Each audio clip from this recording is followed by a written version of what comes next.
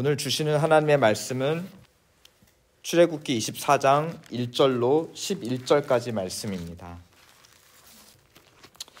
신의 산에서 언약을 세우다라는 제목 아래에 있는 본문 24장 1절로 11절까지 말씀 제가 읽겠습니다. 또 모세에게 이르시되 너는 아론과 나답과 아비후와 이스라엘 장로 70명과 함께 여호와께로 올라와 멀리서 경배하고 너 모세만 여호와께 가까이 나아오고 그들은 가까이 나오지 말며 백성은 너와 함께 올라오지 말지니라.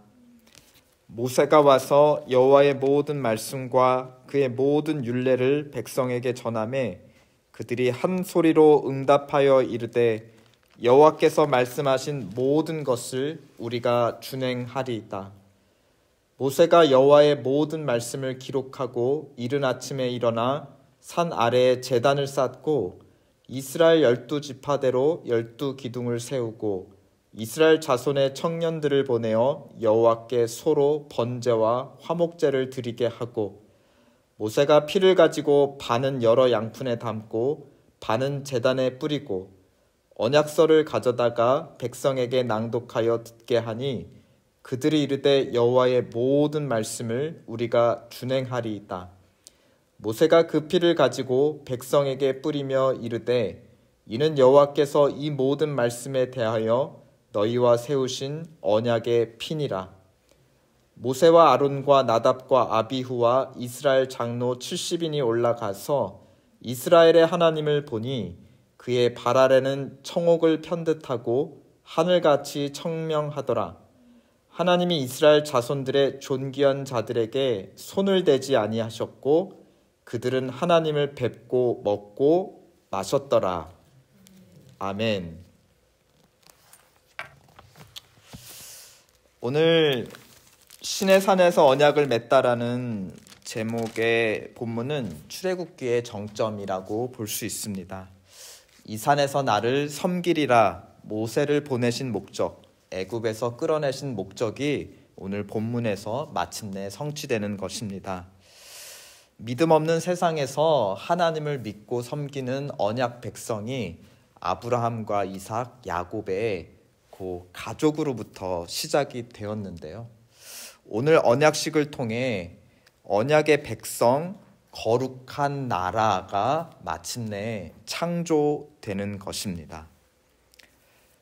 언약식은 하나님의 부르심으로부터 시작되었죠. 1절에 보면 모세와 함께 제사의 대표로 세우신 아론과 아들, 또 정치, 다스리는 대표로 세우신 장로 70명과 함께 산으로 올라오라고 하셨습니다. 그런데 그 과정이 이제 산 밑에서부터 백성들과 함께 시작이 되는데요. 하나님과 백성 사이에 피의 언약을 먼저 맺으십니다. 산 아래 3절에 보면 백성들이 십계명으로부터 흘러나오는 모세를 통해 주신 모든 하나님의 계율을 우리가 지키겠다라고 맹세를 하였습니다. 그 맹세에 이어서 4절에 보면 하나님을 상징하는 제단을 쌓고 그리고 이스라엘 12지파를 상징하는 기둥 12개를 세웁니다. 언약의 상대자가 하나님과 이스라엘 백성 사이인 것을 제단과 12기둥을 통해 상징으로 만들어 놓았습니다. 그리고 5절에 보면 소를 잡아서 번제와 화목제를 드리는데요. 6절에 언약의 피의 절반은 제단, 하나님을 상징하는 제단에 뿌립니다. 또 8절에 나머지 절반은 이스라엘 백성에게 뿌렸다 하였습니다. 아마도 이스라엘 백성을 상징하는 12기둥에 뿌리지 않았을까 싶습니다. 그리고 나서 언약식의 마지막으로 식사로 언약식이 마무리가 됩니다. 1절에서 부르신 대표들, 모세와 함께 백성의 대표들이 산으로 올라갔습니다. 또 10절에 보면 하나님도 하늘에서 그 산으로 내려오신 것 같습니다.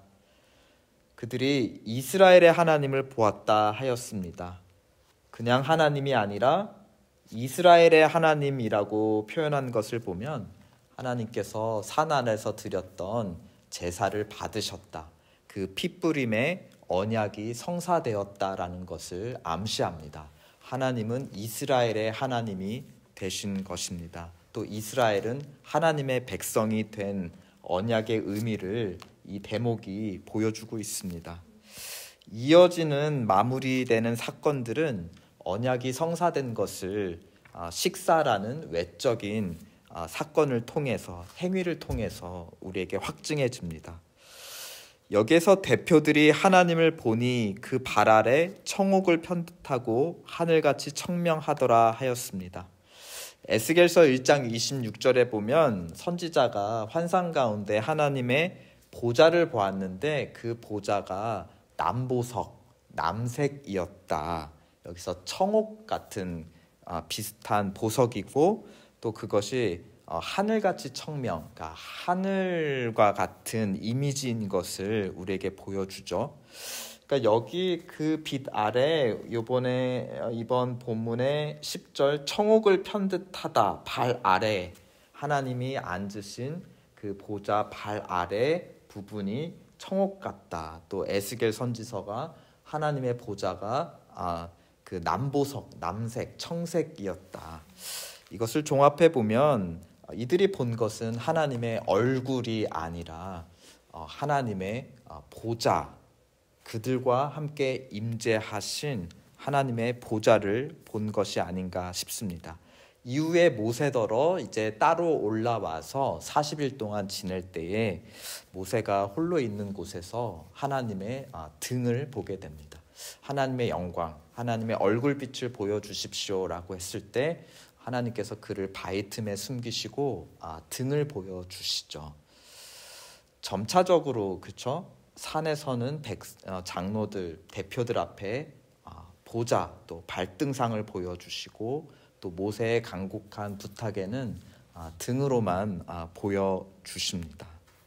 하나님의 얼굴은 우리가 부활 후 우리가 온전한 새 몸과 또 새하늘과 새 땅 아래서 볼 수 있는 것이 또 하나님의 얼굴인 것입니다.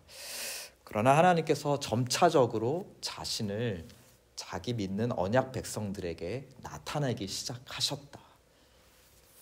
그런 장면이 의미가 있는 것입니다. 계시의 점진성을 우리에게 보여주고 있죠.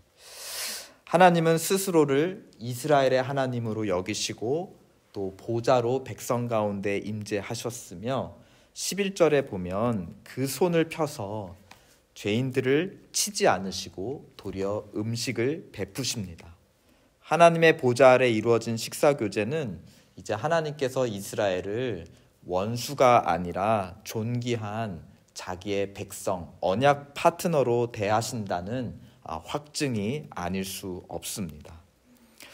본문의 언약식과 유사한 의식을 우리는 출애굽기 29장이나 또 레위기 8장에서 발견할 수 있는데 다름이 아니라 제사장을 세우는 위임식 과정과 매우 비슷합니다. 제사장을 세우는 위임식도 2부로 나눠져 있는데요.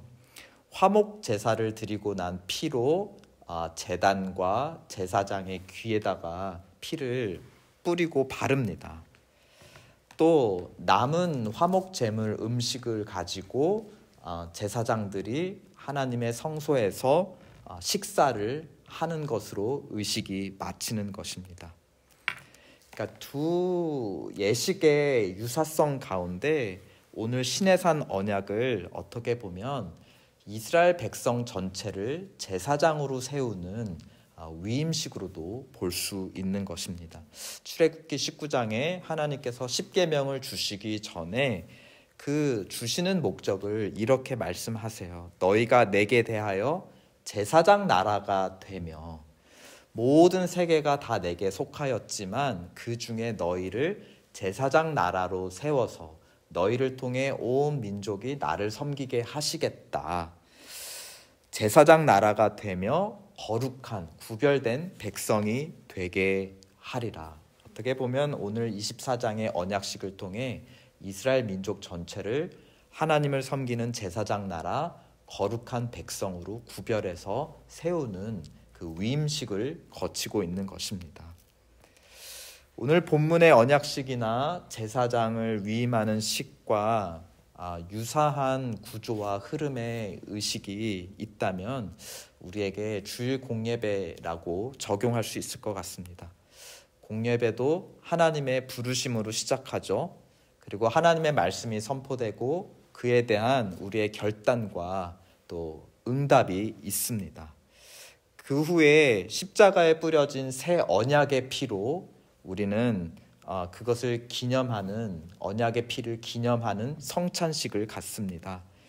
예수님께서 저녁 먹은 후에도 잔도 그와 같이 하여 이르시되 이 잔은 내 피로 세우는 새 언약이니, 피의 언약, 언약의 피, 새 언약의 피라고 하였습니다. 곧 너희를 위하여 붓는 것이라. 마치 오늘 장면에서 언약의 피를 제단과 백성들에게 뿌리는 것 같이 새 언약의 피를 너희를 위해 붓는다 하셨습니다. 십자가에서 새 언약이 성취된 것이고 그 십자가로부터 하나님을 믿고 섬기는 거룩한 제사장의 나라가 세워지기 시작했다는 겁니다. 그리고 우리의 모든 예배는 친교, 음식 교제로 다 마무리를 하는 것입니다. 그런 점에서 말씀 예배까지만 드리고 친교 없이 떠난다든지 혹은 말씀 예배 없이 친교에만 참석한다면 그것은 온전한 언약식, 온전한 예배라고 보기 어려울 것입니다. 백성들 대표들을 보시면 산 아래에서 출발해서 산 위까지 식사까지 다 마무리를 하면서 비로소 위임식이 마무리가 되는 것입니다. 예배는 우리가 내일 드리는 공예배는 언약식과 같습니다. 예수의 피로 말미암아 맺은 새 언약을 우리는 확인하고 또 새롭게 하는 예식인 것입니다. 또 예배는 위임식과 같습니다. 특별히 제사장 위임식과 같습니다. 우리를 새 언약의 제사장으로 새롭게 세우는 언약식이 바로 우리의 주일 공예배라고 볼 수 있습니다. 우리를 제사장으로 부르신 목적은 무엇일까요? 신약 베드로전서 2장 9절에서 사도 베드로는 이렇게 대답합니다. 오직 너희는 택하신 족속, 왕같은 제사장, 거룩한 나라, 그의 소유된 백성이니 이는 너희를 어두운 데서 불러내어 그의 기이한 빛에 들어가게 하신 이의 아름다운 덕을 선전하게 하려 하심이라. 하나님의 아름다운 덕, 선하심을 온 세상에 알리는 것이 우리의 목적인 것입니다. 그 목적을 어떻게 이룰까요? 우리는 어떻게 하나님의 제사장으로 세상에서 살아갈 수 있을까요? 같은 본문 12절에서 사도 베드로가 대답합니다. 너희가 이방인 중에서 행실을 선하게 가져 너희를 악행한다고 비방하는 자들로 하여금 너희의 선한 일을 보고 권고하시는 날에 하나님께 영광을 돌리게 하라. 특별히 억울하게 고난받는 가운데에서도 그 상대를 향해서 선을 베풀어 그들이 나중에 생각하고 권고하며 깨닫는 날에 비로소 우리가 믿고 섬기고 우리로 하여금 억울한 중에 인내하고 참으며 그럼에도 불구하고 끝까지 선을 베풀게 하신 그 하나님께 영광을 돌리게 하라 하였습니다. 그렇다면 어떻게 우리는 어려움 중에 참고 인내하면서 내 의는 감추고 그러함에도 어떻게 선을 계속 베풀며 하나님의 의, 하나님의 영광을 나타낼 수 있을까요? 같은 본문 10절에서 사도는 이렇게 대답해 줍니다. 너희가 전에는 백성이 아니더니 이제는 하나님의 백성이요 전에는 국류를 얻지 못하더니 이제는 국류를 얻는 자니라. 즉 계속해서 하나님 앞에서 국류를 얻을 때에 우리는 비로소 우리 주변 사람들, 내 자신을 포함해 우리의 주변 사람들을 긍휼로 은혜로 대할 수 있는 것이고, 그럴 때 참고 선을 베풀며 그들에게 하나님의 영광, 하나님의 보좌를 보여줄 수 있는 것입니다. 같은 본문 25절에서 마무리하면서 이렇게 사도는 우리에게 권면합니다. 너희가 전에는 양과 같이 길을 잃었더니 이제는 너희 영혼의 목자와 감독 되신 이에게 돌아왔느니라. 우리의 영혼의 목자와 감독 되신 하나님과 더불어 살며 그분의 긍휼과 은혜를 계속해서 얻을 때에 우리는 계속해서 세상 속에서 제사장으로 살아갈 수 있는 것입니다. 그러한 자들이 또한 하나님 앞에서 또 서로와 함께 둘러앉아 먹고 마시는 기쁨을 누릴 줄 믿습니다. 아멘. 우리 시간 특별히 내일 드리는 공예배를 위해 오늘 본문에 비추어서 기도합시다. 공예배는 언약을 갱신하는 의식입니다. 예수 그리스도의 언약의 피, 새 언약의 피를 우리가 새롭게 확인하며 또한 그 피로 말미암아 다시 제사장으로 세워지는 위임식입니다. 산 아래에서부터 부르심을 입어 산 위에 하나님과 또 성도들과 더불어 식사 교제 끊김없이 모든 순서마다 과정마다 또 그 순서를 맡은 자마다 온전하게 하나님이 받으시는 이스라엘의 하나님으로 우리 가운데 임재하실 수 있도록 온전한 예배 드리게 도와주옵소서. 순서 맡은 자들을 사용해 주시옵소서. 새로워지게 하시고 또 하나님의 긍휼을 힘입어 하나님의 제사장으로 살아가게 도와주시옵소서. 이 시간 특별히 내일 공예배를 위해 기도하겠습니다.